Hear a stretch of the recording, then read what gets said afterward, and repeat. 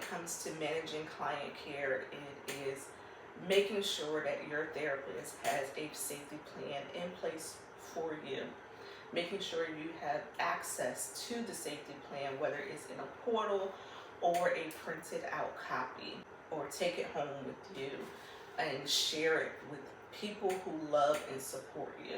In that safety plan, it should identify triggers, it should identify people, places, things, or even emotions that may trigger a certain feeling, whether it's sadness, depression, anxiety, suicidal ideation. It should also identify supports. It should be at least 1 to 2, maybe 3 supports of people that you can reach out to. Your therapist, of course, is not available 24/7. There's times where we take our vacations and we're not available overnights. A lot of the time we're not available, on certain hours of the weekend we may not be available. So making sure that you not only have, whether it's family members, friends, a pastor, a teacher, or someone that you feel that you can reach out to that can help you if you are having a crisis type of moment. It also should identify 211 or 911, 211 depending on, I guess, the state that you live here in Connecticut, we have 211. So it should also identify city resources for you to use, where they have like licensed clinicians that will talk to you, especially if it's overnight. You need additional supports where they can then assess you. Your therapist should also be letting you know, like, hey, just because you're feeling anxious or you're having suicidal ideation, that does not mean we're going to take you, lock you up in the hospital or anything like that. There should be ongoing assessments that is happening with your therapist. Even that clinician, if you're talking to someone, over, you're having some patients at night, they should be assessing you, plan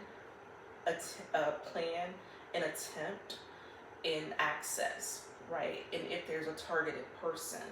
And so your therapist should also be following, whether it's state law or their professional code of ethics or professional standard of client care when it comes to dealing with certain situations where you might have to notify. We are mandated reporters. Your professional ethics in the law may be very blurry and very hard to decipher what you should do, and that's where consultation comes up for your therapist.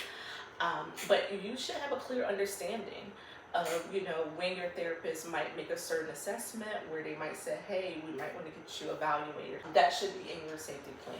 Your therapist should also know generally your medical conditions, because sometimes there's certain symptoms that often look very similar, some medical symptoms that might look very similar to like mental health stuff, so that we're ruling out any underlying medical conditions that might be contributing to you feeling more sleepy or tired or depressed. So don't be offended if your therapist is kind of asking what you may feel are kind of invasive type of questions, like, why do you need to know my medical condition?